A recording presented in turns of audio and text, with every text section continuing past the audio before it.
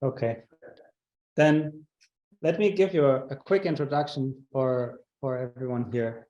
So Karthik is the CEO of Velan Studios, and he built a super amazing game that I saw like I think a year ago or so, and I was just blown away about this immersive experience, because there are not so many really games out there that really capture you and want you make play it. There's a lot of buzz, and then there's not so much. But then you have this super amazing Mario Kart Live game that Karthik and his company built, and I started to chat with him immediately when I saw the advertisement. Like, hey, I want to figure out how we can get you in a talk, and here he is. So I'm super happy to have him talk in this class, and for us all actually to learn from him. I will be a student myself in this moment, and be so happy to see what he has to show us. So Karthik, welcome to our class. Thank you for inviting me. It's good to be doing this. I'm a Sloan grad from 2013, so good to be doing more stuff with MIT. Yeah, let me talk about a little bit about my company, Velan Studios, what we're about, and I can take you on a little bit of the journey, on our mixed reality work, starting with Mario Kart Live. So, Velan Studios, we're based in Troy, New York, so not too far away, from Cambridge. We're about 140 people now, and we're an independent studio. It was started in 2016 by myself and my brother. And my brother and I, not only brothers, but we've been partners in crime and business for a long time. We've been making video games for like 32 years now. Prior to Velan Studios, we had a company called Vicarious Visions, which we started in high school. I was 15 and my brother was 14 when we started our first company, and making video games and building it. And we ran that studio for 25 years. We've made a lot of games over the years, working on big IP like Marvel and Star Wars and things like that, and as well as original IP. We were fortunate enough to be pretty heavily involved in the Guitar Hero franchise, developing lots of really interesting experiences that combined physical peripheral hardware that really changed the way humans interact with video games, to things like Skylanders that brought toys to life inside a video game. And there was a lot of really interesting research and discoveries along the way under a high pressure sort of commercial environment. And these games that we worked on went on to make billions of dollars in revenue. And so it's really interesting to kind of go through that process of R&D and be able to deliver at scale. But having done that and worked on big sort of franchise IP and working for a large public company, my brother and I, we started Vicarious, but then we sold it in 2005 to Activision Blizzard. So we were part of a large company doing this. We wanted to get back to our roots as entrepreneurs and start over from scratch. And part of the goal there was like, hey, can we create new kinds of experiences that people haven't seen before in video games? Really take a approach to discovery and take bold new creative and technical risks along the way, because that's actually hard to do inside a big company. When you find success, the expectation is you do more of the same. And for inventors and entrepreneurs, more of the same can get a little bit boring. And so we wanted to say, hey, can we try this again? And so that was sort of the inception around Velan, and it really brought together amazing people from around the industry, who've done a lot, worked on large scale products and indie endeavors. And we said, all right, it's more about the culture, the type of studio we want to create, not specifically about a kind of product. And we went to work on new ideas. And we were fortunate enough to, in the first year, building the studio, we found the magic in very different experiences. And One of them was this crazy RC car mixed reality, which we'll talk mostly about today, as well as this crazy online multiplayer experience that was this real-time distributed physics simulation, which was all about throwing and catching a ball. But throwing and catching a ball over the internet was a thing that hadn't been done before, and it led to unique kind of gameplay. That's a topic for another day. We're going to talk a lot about the team that's focused around mixed reality, which became Mario Kart Live, as well as a new product that we have in development called Hot Wheels Rift Rally, and I'll talk about that as well.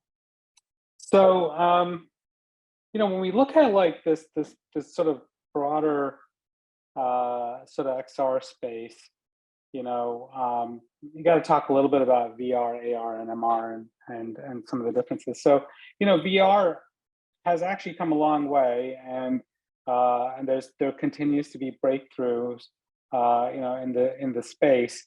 But there are some amazing immersive VR, experience. And I was actually fortunate enough to work on like the first ever consumer VR headset back in 1994, when when the displays and stuff by today's standards were very primitive and the frame rates were were low. We're at a point now where we're starting to get really immersive experiences, in VR, and of course we're seeing the growth in AR as well. And you can't talk about AR without talking about Pokemon Go, which is less about like digital content in the real world and more about geolocation as a means of augmenting reality.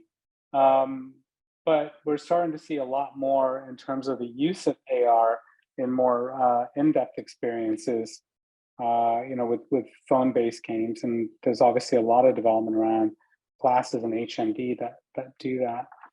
Where we went was, with Mario Kart Live is really purely in the mixed reality space. And the way we at least define and differentiate, because these lines are a little blurry, is how digital content and the physical reality really coexist with one another, and not just goes beyond just augmenting, but actually creating interactions between physical and digital objects in unique ways. And I think we're going to see a ton of development in true mixed reality experiences that have depth to the experience, in the coming year and coming years. So, I'm gonna dive back when we started the studio and we were thinking about sort of AR and MR. And I'll just wind back to the beginning of 2017.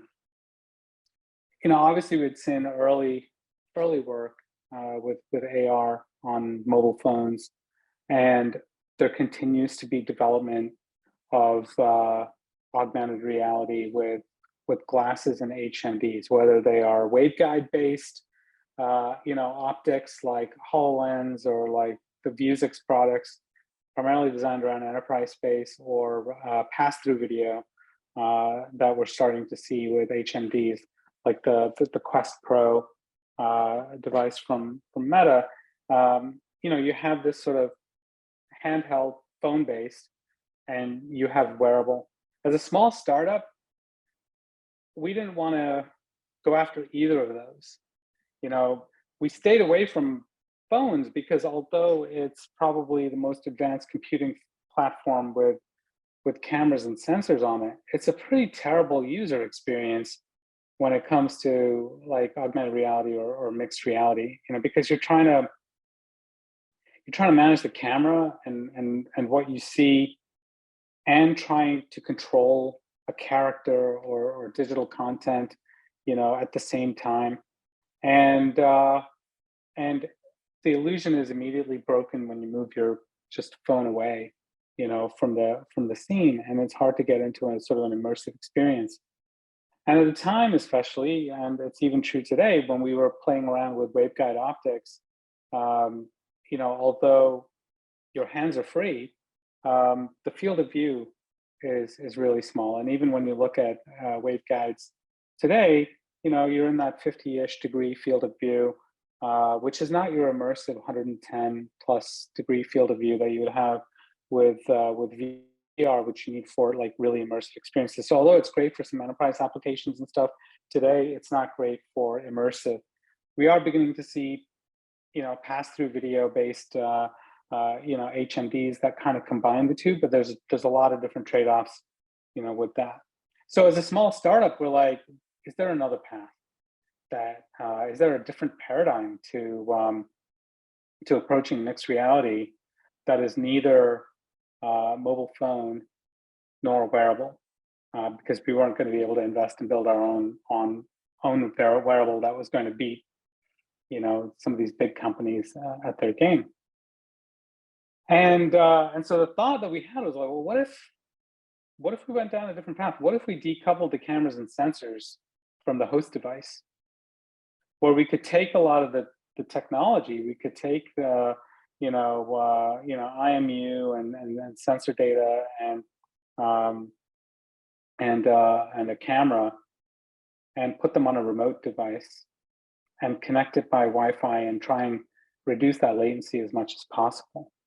And we take away the need for controlling the camera directly like a phone and give you a different kind of interface.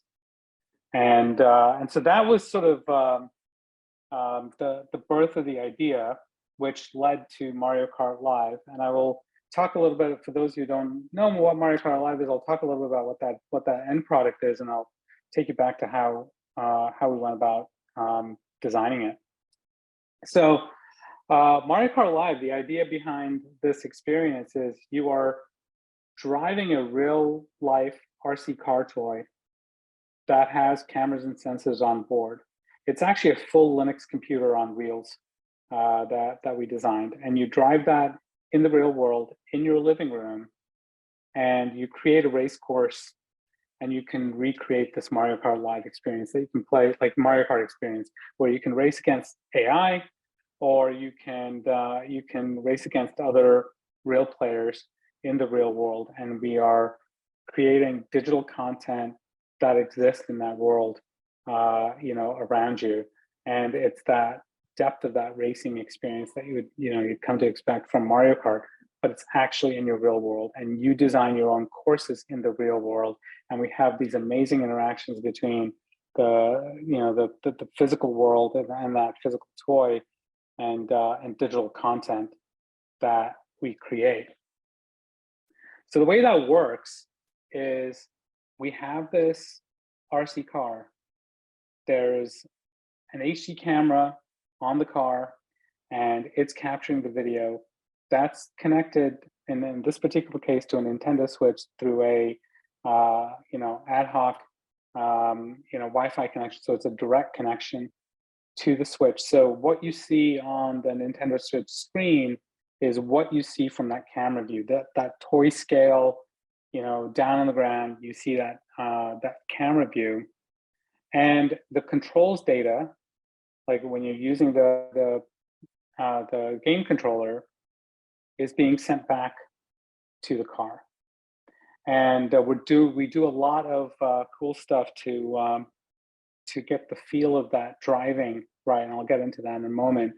But you've got that precision control of that car, and we have this IMU that's on the car, where we're doing a lot of processing of what the car sees through the camera, as well as building a motion model and a custom SLAM model to be able to tell what the car is doing. And so you're able to control the car, and we're able to create a virtual simulation to match what the car is doing in real life, and then start overlaying 3D graphics into the scene, anchored in the real world, as you're driving around. So it's creating that really cool feedback loop, and it required us to solve a lot of hard problems, including video that was low latency and camera tracking, at high speed, and things like that. So that's how the system works to create this experience. But let's go back to how we went about doing it. So the initial prototypes were inspired by it started out being inspired by drone racing. And, we saw a lot of what was out there with these sort of semi-pro and pro drone racers. I'm like, oh, that would be really cool if we could do drone racing as a video game where you're flying a drone and but maybe we can have digital augmentation in the air and create a video game experience out of it. Pretty quickly the engineers are like, you know what, can we simplify the problem a little bit? Instead of doing this all in like 3D space with a drone, let's put it on the ground and let's try and simplify the problem a little bit. And what we did was we kind of kit bashed drone parts, with an RC car, and this sort of first person view with the video was really compelling. The car didn't have to go very fast for it to feel like you were racing around like 100 miles an hour, on the ground, because it was so low to the ground. And the video that we were using was actually an RF signal, so it kind of looked like VHS, and it was like low resolution, but it kind of was a really interesting proof of concept for us to be able to drive this around. So our initial prototype, I think they were Raspberry Pis or Arduinos, I forget exactly, but we built a prototype with RF video, and we were able to drive this thing around, and it was a cool little toy. And we're like, well, how do we take this cool little toy and turn it into a video game? And the difference between a toy and a game are rules and win and loss conditions. And we said, okay, let's create a course. And the way we created a course is we created these little banners with QR codes on them that acted like checkpoints. And we had 4 of them. And we said, look, we lay down 4 QR codes on these banners. And if you pass through those gates, you complete a loop. That's 1 lap. And we're going to create the rule of being able to complete 3 laps. And we're going to have 2 people racing, and we're going to pass data back and forth to govern. And now all of a sudden we had a game, and we could drive the car around. Now, RC cars are actually notoriously hard to drive, and we knew we had to go after the play feel of it. But it was really interesting. It really allowed us to sort of combine the build world, starting with some very primitive digital content, but it was actually the interaction between the physical and digital that intrigued us the most, and we could just start blurring the lines between the two. So when the car sort of crashed into a wall, we'd be able to get data from the IMU, like, hey, this is what happened. Let's show some interaction. Let's show a response digitally that you crashed. And in this case, it was a character that would just sort of move. And we're like, wow, that's kind of fun. It's showing some kind of response to like digital content responding to a physical, action that happened. Similarly, we started playing around, well, can we go the other way? Can we create a feedback loop and go the other way and put a piece of digital content out there, an idea around a boost pad, very simple idea that's in a lot of racing games. If I go over this digital element, I'm going to make the car go faster. I'm going to be able to control it and have that go faster. And voila, all of a sudden, you go over a power up that is a boost, and now all of a sudden the car takes off and goes a lot faster. And that created a magical little interaction. So we started creating these small sort of atomic levels of like interaction that felt pretty magical. But really, a key problem that we needed to go after was, boy, these RC cars are tough to control, and like especially hobbyist stuff, people can't pick it up. Now we come from like video games. We don't necessarily come from like, sort of toys and RC cars sort of background. And we've built lots of racing games and stuff in the past. And we're like, can we take a novel approach to how you control a physical device. The way RC cars typically work is you've got, sort of steering controls, and you've got a controller and a potentiometer that's then managing that motor voltage, and you're able to drive around. Except forget that, we're software developers. We're going to take it a very different way. And so we have this controller input that's digital. And in code, we're sending commands to the firmware that's on the car. And we're looking at the IMU data and the sensor data that we're getting back, and we're governing this in our scripting language. And it has more to do with what the user intends to do versus what they're actually doing. What do I mean by that? Well, one of the challenges with a physical device, like a physical, RC car, is you're driving across different surfaces in the real world. You could be on hardwood floors, you could be on tile, you could be on carpet. And when you're trying to drive straight, the wheels you can get hair stuck in it. It can have, like, it could be on heavy pile carpet, and the wheel starts to turn left or right, starts tugging in a particular direction. Even though you want to go straight, the car doesn't go straight because of the real world. With the IMU data, we can tell that the car is no longer going straight, but the player intent, the user intent, is to drive straight. So we have a technique that we call auto trim, which allows us to straighten the wheels of the car, adjust so that based on the sensor data, the user intent is to go straight. And so it's, even though the player thinks that they have complete direct control over the car, they actually don't. It's an illusion. We are actually controlling what's happening with the physical device based on what the intent of the user is, not what is actually going on in the real world or what the player is actually doing.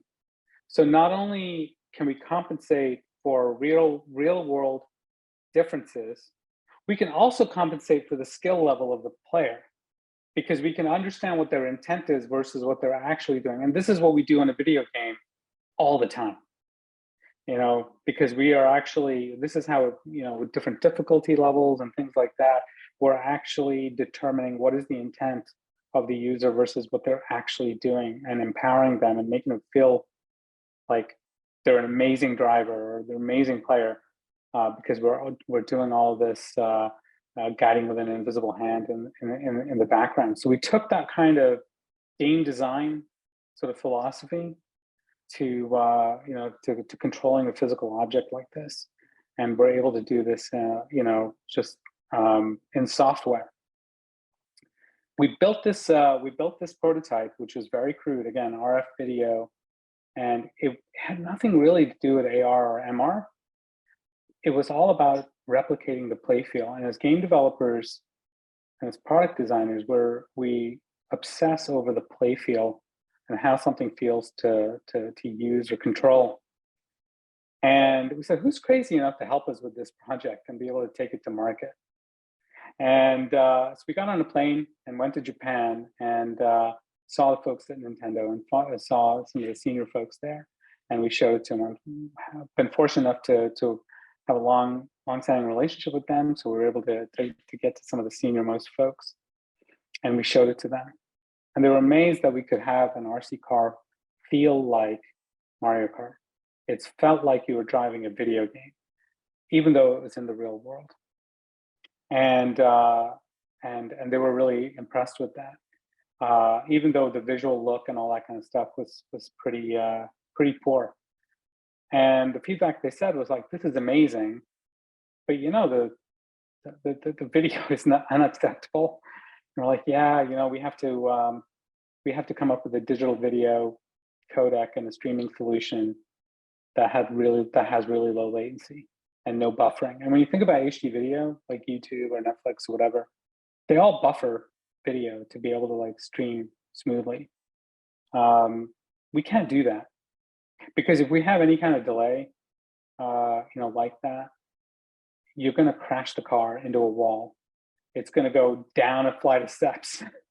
If you have any kind of delay, it needs to be really low latency. We need to be in that this entire feedback loop from sending controls data to the car, encoding video, processing all that sensor data, decoding video, rendering all of the graphics, stabilizing all of that, doing the game simulation, on the host device, in this case, the Switch, and sending controls data back. That entire loop has to be around 100 milliseconds, or less. And if you don't, there's sort of a break point, and the simulation starts falling apart. You don't feel like you've got good control of the car, and you can't buffer the video. And so a lot of the known solutions out there didn't solve for it. And so we had to come up with that. And 2 months later, we went back to Japan. We had that solution, and it was pretty great. And we're like, wow, this whole real-time video encoding and decoding could be a business in and of itself, without buffering. But we wanted to make a video game, so we did that, and we were off to the races trying to. We had this core experience, and we could start building and discovering all of these sort of interactions to create this Mario Kart experience.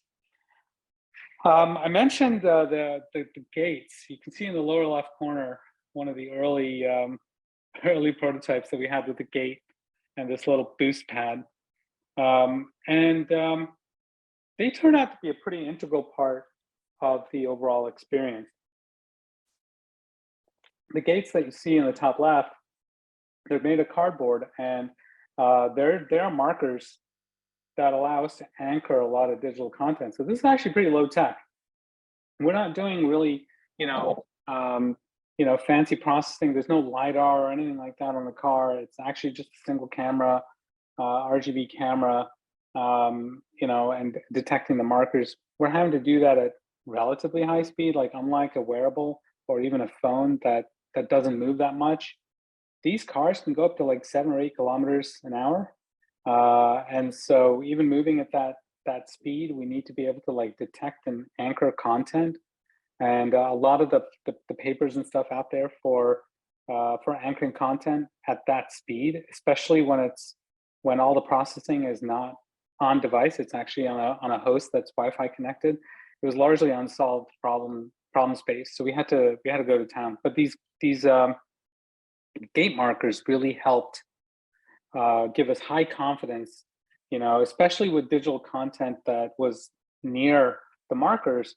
That allowed us to start creating more of that digital world. But it also helped us govern the rule set of the game. But it did one more really important thing.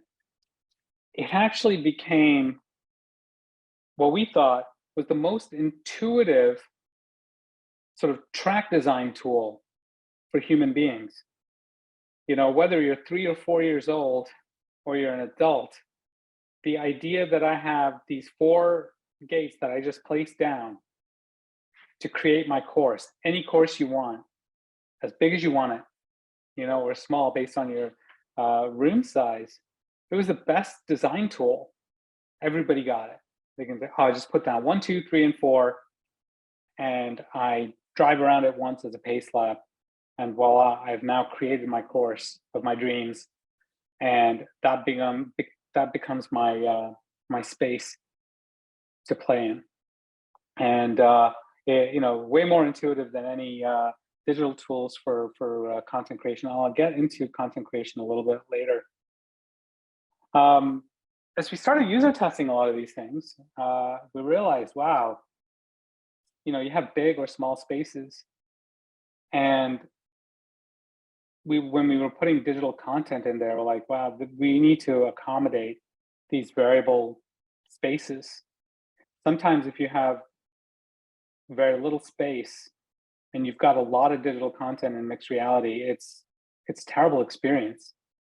And we need to be able to like govern and change the amount of content and change the amount of things that you interact with based on the space that you're in. And so this idea of density-based content swapping and having this be variable based on the space that you have and the size of course, in this case, that you create was really important. That was a new thing for us, you know, and we had to you know, come up with ways of being a lot more dynamic. In a VR environment or in a traditional video game, we're creating that entire space. We control it 100%.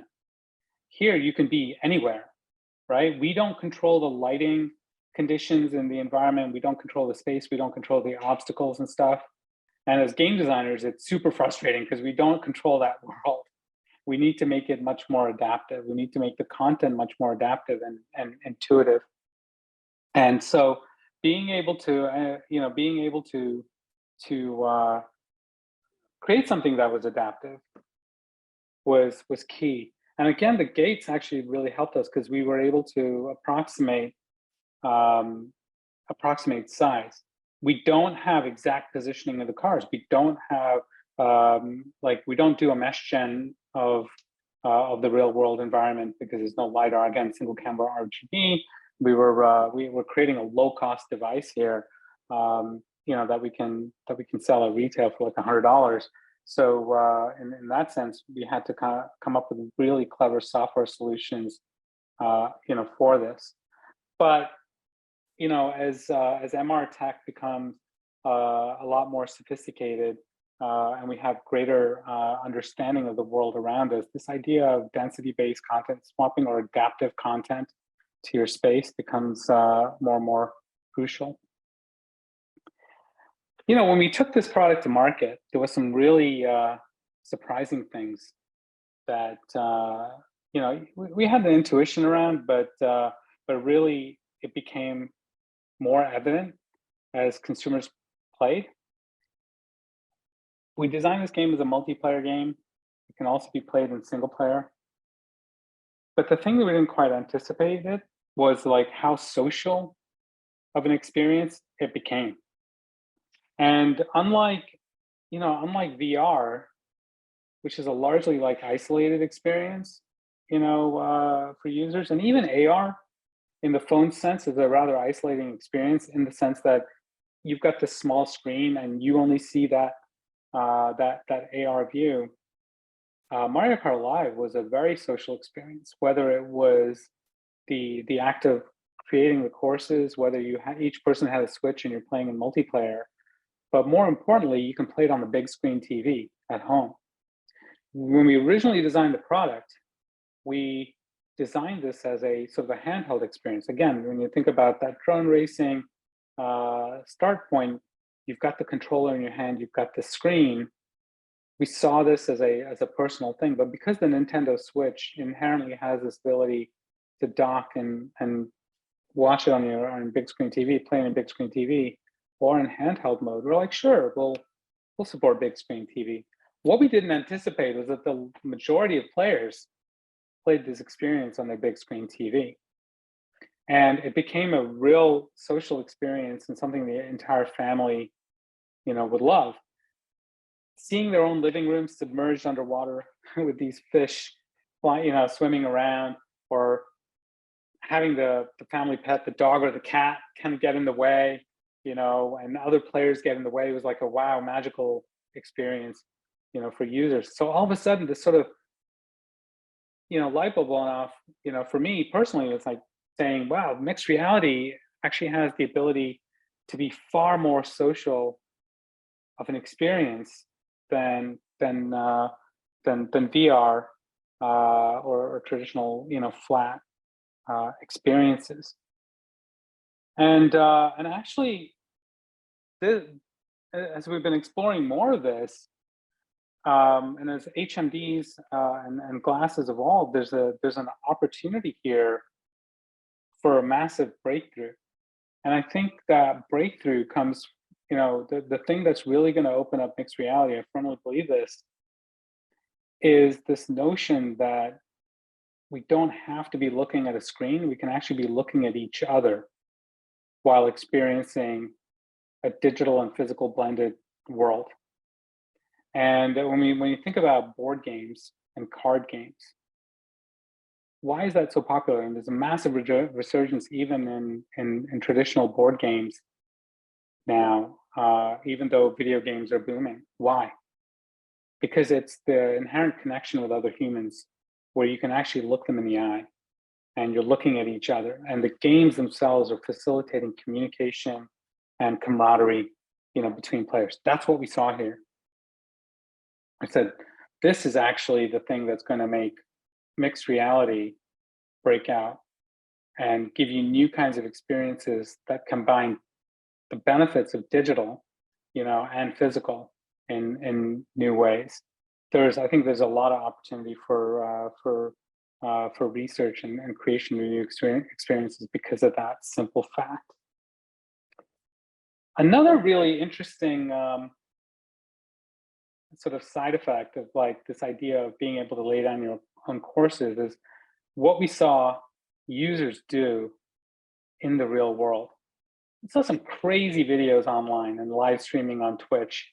People just went to town creating these amazing courses in the real world, combining the idea of like a digital game with what they can do in the real world. And these YouTube videos are creating millions of views. So somebody created this baby park. This one's pretty incredible. Somebody combined Lego Mario with Mario Kart Live.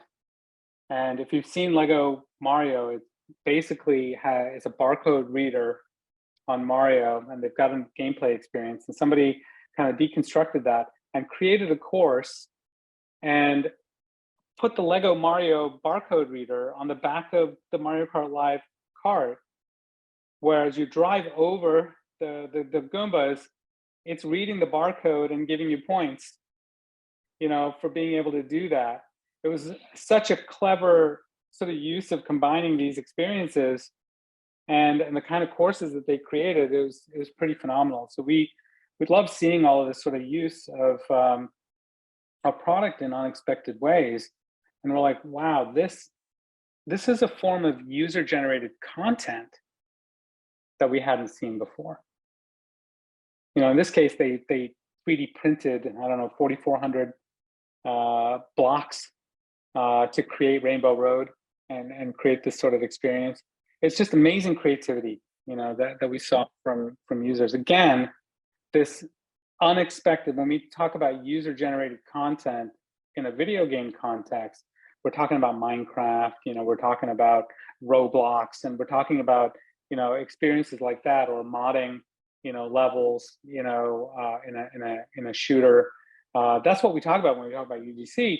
But this is a completely different form of UGC, right? This is using the real world and getting really crafty with it, and being very creative, creating crazy Rube Goldberg contraptions and things like that, and combining it with an RC, car.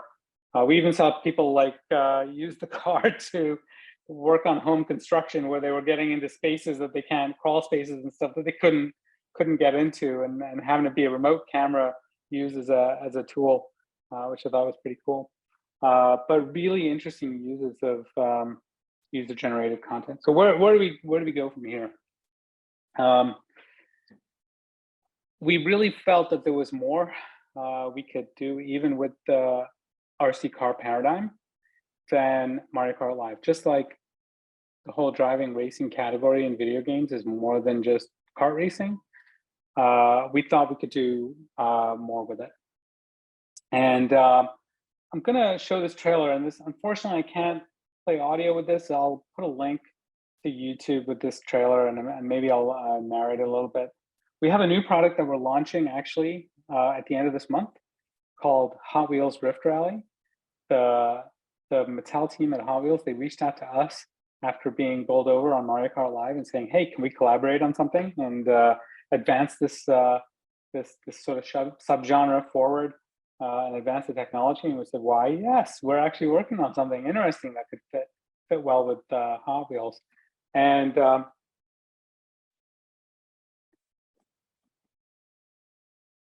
So I hope the video is even streaming okay for you all. So we took the idea of what we did with MKL and took it much, much further with this new product. It's still fundamentally using the idea of gates to create courses, but the expressiveness of the product and what we can do with cars has changed quite a bit. The idea here is that we have one RC car that we call the Chameleon. It can transform into any digital car that you download into it. So Hot Wheels is all about this sort of variety of cars and this collection of cars. And the innovation that we have here is we have like over 100 cars in the product, and we're going to expand that with new digital downloadable content where you can download, you can download a car into the Chameleon, and not only does it look and sound like that car, and it transforms on screen into that car, but it actually behaves like that car. So here we have this McLaren Senna that is a car that you can download into this Chameleon, and we're actually changing the attributes of this car, the top speed, the acceleration, the braking, and the physics of it. And so visually, the Chameleon is transforming, and it's going to sound, and it sounds like Senna and so on, but the behavior of the physical RC car is now changing through software to drive like it. And you can feel that difference. You can feel the difference between driving a muscle car versus a sports car versus a trophy truck. And again, we obsess over that play feel. We've got this sort of unique play feel and this idea of like expanding your collection and being able to now all of a sudden, for the first time in your life, actually drive around the Hot Wheels for real in the real world. And this fantasy of driving, high-speed car in the real world now comes to life. Not only that, we wanted to really get more expressive and offer you a lot of freedom, when you drive. So you no longer need the gates, and you can actually just drive in the open world and start doing tricks and wheelies and stunts. Now the physical car is not doing that. The physical car isn't, jumping and getting on two wheels and stuff. It's trucking along at its speed. But what we do now is the car itself, the camera is right behind the front axle. And if you look at this wide field of view that the lens provides, unaltered, the image shows the front of the car. What we do in real time is we digitally erase that toy, and we replace it with a full digital car in third person.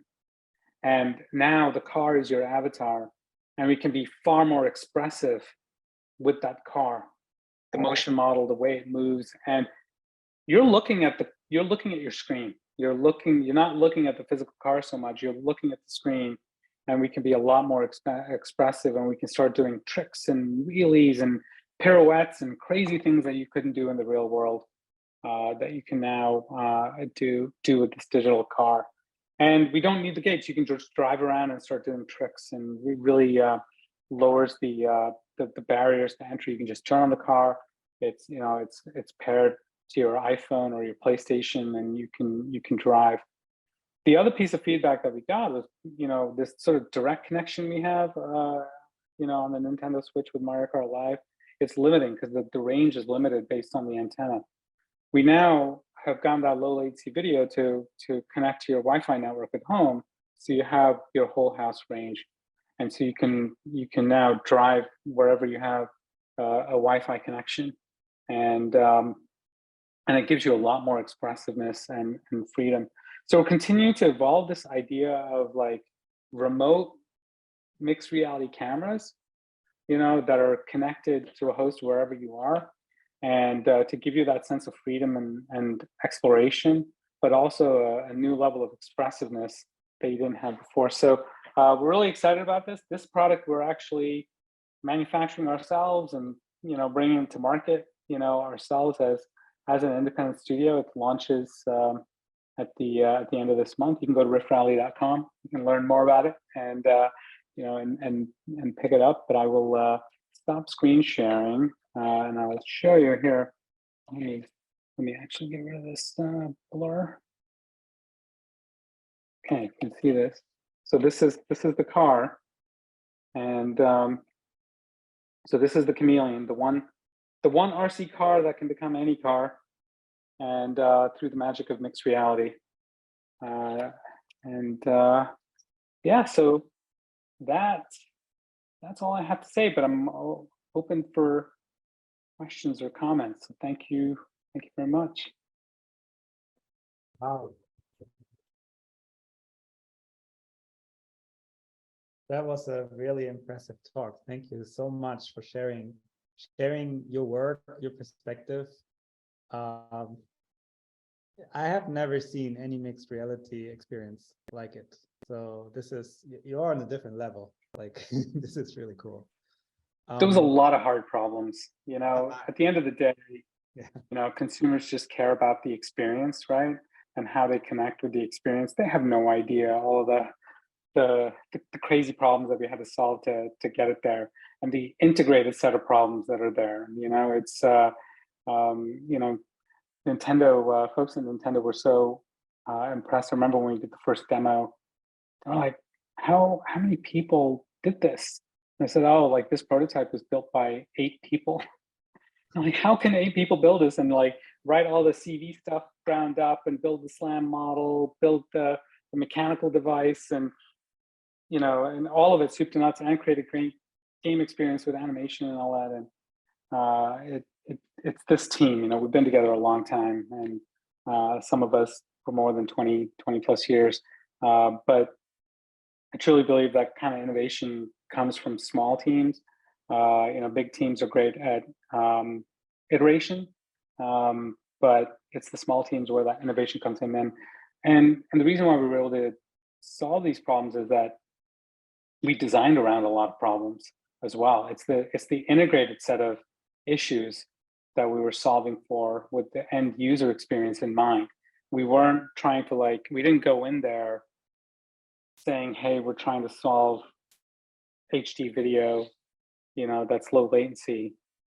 We're like, no, this is the vision of this integrated experience. What are the sub problems that we're trying to solve? How do we work around it? Design around problems that were too hard for us to solve, that kind of thing. And that's how we got there. Yes, I mean, I can only imagine, you build something that is on a research level already challenging, and then you push it into a product, and then you make it into an experience that is so good that it becomes these kind of games. I mean, every corner, there's not a single thing that you can leave unpolished, because it will totally destroy the experience and not make it successful. So I can only imagine the kind of pressure that you have or had and I had to polish it. I wanted to also mention that we couldn't actually pull off this experience in existing middleware tech like Unity or Unreal. We couldn't use an established game engine. So we had to build a game engine from soup to nuts. And we also had to develop a custom programming language with its own compiler that allowed us to solve specific problems related to this, because we needed to own the pipeline. We needed to own the complete stack, from the mechanical systems to the firmware, to the software and the end user experience. If we didn't have 100% control over that stack, we would just get stymied at different points, within it. So that was hard. It's like old-fashioned game design. We had to write the pixels on the screen. Exactly. We're kind of old school. We've been doing it for a while, and we're like, well, this requires us to think about this, at a fundamental level. Yeah, it was a great talk, Karthik. Really inspirational and amazing to see a quality product and have some idea what goes on behind it. And the insight you get from having it in the real world is what we love as researchers, because you're learning from that. And I have a couple of questions kind of on that regard. My daughter's a huge Mario Kart player, so I've been watching what they do in the real version of the game. You're mixing this, which is wonderful. Is why we're all here. I'm wondering, you designed it in the real world pretty much. You put your things up, you make your course, and then people kind of go to the virtual world. to drive it and have that experience. And with your new product, it's even more virtual because you're adding behaviors that aren't real. How important is this car to some extent? I mean, it does give you a presence, it situates it, but you're abstracting away from it again. It's a great question because you're like, aren't we just pushing this to be more and more of a video game? You know, why do we need to do this? And the answer to that is actually seen when people use it. And that's where like a video, you know, or a presentation doesn't do justice until you go hands-on with it and you can feel the experience and feel how your real world, the relevancy is actually, it's your living room, it's your home, it's your dog that you're tormenting, and it is seeing your own home from a perspective that you don't see. And it's those things that make it magical and different. And then you start experimenting with making changes to the real world scene, and you see how the game adapts to it, right? So it's like peeling an onion, and you realize how much depth there is to the experience and how much there is new to discover, and it's up to you. So these hardcore players who created these really elaborate courses and stuff, and they got the joy out of doing it. Some players are like, nah, that's not what I want to do. I just want to, like, you know, drive around and have fun. Or players who get really, you know, competitive, and that's the joy. What we're seeing is if we can have the digital content kind of give you the rules and sort of be the game master to sort of set up an experience for you, and can be a facilitator of communication and interaction between humans in their space, that can really open up new experiences that you wouldn't otherwise have, right? Because nobody needs to be that dungeon master or facilitator to try and create a great experience around you. And then we can do magical things digitally, you know, to enhance that experience. You know, we're doing a lot of experiments and work with, you know, with HMDs that, you know, hand tracking and all these sorts of things, right? And going back to wearables now, but a lot of the principles that we learned through these products still apply. And there is a fine line balance between how much digital content you have and how much of the real world that you see and interact with. The true magic is actually the awareness of, like, digital objects awareness of the real world, and real world elements having interaction and awareness of digital content. It's that interplay that's actually the magical thing. Consumers don't think about that, and you don't, it's not really apparent even when you watch these things. But that's the true magic. You know, when you know, Mario Kart players know this, like when you throw the red shell and it kind of goes or zooms around the track and it comes around and knocks the other physical car off the course. It's really magical. There is a power-up that's called Chain Chomp, which is like an unruly dog. When you throw this power-up, it's like an unruly dog on a leash that connects to your car, and the car is being pulled in these directions, trying to take you off course. You feel it. You feel the physical car being tugged. You feel it in the controls. We have the haptics and stuff as well. And you're like, oh my God, there is this unruly dog that's pulling me, and it's happening in the real world. It's those sorts of moments that you're like, this is happening to me in the real world. Yeah. I've got to try it because I think you are addressing that divide. That's going to be a really important one going forward. A couple of really quick micro questions. One is that, and it's all from looking at the real Mario Kart and seeing people play it. There are moments when you have things like oil slicks that people throw on and stuff like that. You talked about getting stuck in the rug. This could become an oil slick if you don't fix it entirely, right? So you could start getting some of that mixed stuff. And then sound. So important in Mario Kart because the cars sound different. What do you do with audio? The whine of the little thing, okay, that's something. But every car is going to sound different, especially in your new game. Do you have earbuds Totally. or how do you? Okay. Yeah, so we do that. We have like spatialized, you know, 3D audio, and so if you're wearing headphones and stuff, you get that full experience. But even if you're, got surround sound in your home, you get it through that experience. People don't hear the real world car, and it's fairly quiet as well, but they hear the engine sounds and stuff. We go to town on all the engine sounds, with the different cars in Hot Wheels Rift Rally. And so those sorts of experiences, like the equivalent of the oil slick, we have the banana peels, in Mario Kart. Those things trip you up. And now, especially that we go third person, and we can see the full car, and the car is your avatar. We can get really expressive when they like spin out, and you can do burnout and donuts and stuff as you're driving around. The physical car isn't doing it, but we can do a proxy of that with the physical car, and then the haptics and stuff can simulate it. You're so in tune with it. You start believing, like, between what you're seeing visually and to what you're feeling and what you're hearing, it all kind of completes the illusion.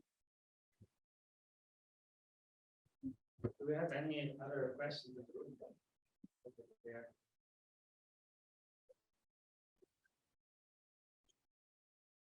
Hey, Karthik, thank you for the awesome presentation. So I completely agree with your belief in the value of physical interaction in a social gathering. However, in the context of children's playtime, video games are like very addicting and accessible. I think that's also a big thing for children. So that often becomes their preferred form of entertainment. As game designers / toys designers, what are some strategies we can employ to kind of counteract the overwhelming influence of digital screens and promote a more physical in playtime? That's an awesome one. That's we think about that a lot. I have kids who are 10 and 14, very conscientious about screen time for these things, and that's why we do look at the social aspect of it. The kind of products that we build, we really try and think about cross-generational play. We had people write to us and say, at Christmas, this was the first ever product where like the grandparents played with the parents and the kids, and it spanned like 3 generations. It was the first ever video game that my grandfather played, and played with me. And it was really heartwarming to hear that, because all that stuff was very intentional. When we worked on Guitar Hero, we saw this phenomenon of cross-generational play, because people connected with the music and the music that they knew, and then they connected with and played together. So we really think about designing these games to facilitate communication, camaraderie, interaction between players. And that's what has me really excited about mixed reality as a medium, for play, because I think it allows us to be more connected to one another in a very human way. And it's more of a facilitator for that, and hopefully gets us away from just looking at screens and looking at each other. And I think that's going to be really important, for it. We do lots of other things, with the product design themselves, where our goal is not like to binge play. Some people do that, right? We'll play for hours and hours and hours, and I'm guilty as charged. But like, it's less about that, but having more repeat interactions and stuff over a large period of time, shorter sessions, that have that, and ways that the game design gets you to think about getting away from the screen. It seems counterintuitive, but there's actually ways that we do that. So we're very cognizant about that. That's built into our product design. But personally, I think the thing that excites me the most is how the human interactions can be really unique, and it's more about how we play with each other than playing with the game. Thank you. Thank you so much. I have one last question. Yeah, one last question, and then we wrap up. Thank you so much. That was really great. I am curious. I haven't seen, this actually, surprisingly, all of these contemporary game and gaming platforms exploit things like AR and VR, or at least they seem to compete with them in some spaces. particularly like PlayStation has really, used VR to great effect. But how is it that you see augmented reality becoming more engaged with the home platform gaming industry? And why isn't that it already has not, I guess? It's kind of weird to me. And is it maybe more than I just don't know? Is it more popular, like this type of interior augmented reality gameplay? That's also a really good question. It's a function when you look at the actual platforms themselves. You've got home consoles and PCs that are in a fixed location, right? Connected to your TV and whatnot. Mobile, you have on the go in your pocket. That's the one with the cameras and sensors. You've had companies like Xbox with Kinect, from years ago, and you've had iToy and stuff like that. They were all tethered by function. They were tethered to the host, and that tethering sort of limits the set of experiences that you could truly do. And the promise was a lot wider, like at the beginning, but then it kind of relegated to like few products that work really, really well, dancing games and things like that, and fitness games and and such. But there was a lot of experiences that you really couldn't do well. I think the technology is really advanced. Even PSVR 2 is tethered to your PlayStation 5. That product just launched, and it's tethered and limits the set of interactions. To me, and this is one of those sort of fundamental things that hasn't been explored. We decoupled the cameras and sensors from the host platform. That is so hard because all these assumptions around CV and research and stuff around that is like the cameras and sensors are hanging off the main bus. You have super low latency, because of that. But when you have a low-powered IoT device that you can embed in everyday objects, think about it more generalized like that, and you can decouple the cameras and sensors that create the awareness of the real world, and it's wirelessly connected to the host, and you're splitting the processing between what you can do on a low-cost IoT locally and then to like a heavy-duty platform. Now you've got an access to freedom that you didn't have before. And I think that's sort of a new frontier. I think you're going to have HMDs and stuff that will do all the computation directly and doesn't need to be even tethered to a phone. And so it's self-contained, right? And the Quest 2 and the Quest Pro are the starting points of that. That's going to give you freedom of movement as well. There can still be a role for consoles. And I think that's been a limitation, technological limitation, to having those established platforms designed to connect to a flat display sort of hold us back.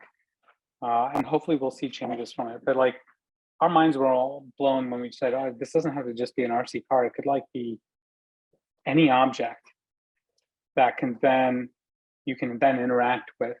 And then there could be haptics, there could be other sensors based on how you hold it, and work with it, and could be connected. So we'll see where it goes. But I think the concept of a physical box that's a platform will hopefully go away. And it's just humans coexisting with digital content in the real world, and the hardware or like the technologies that enable it largely become invisible. Great way to end the talk. Thanks so much. Thank you. Thank you so much. Thanks for inviting me. Super fun. Great.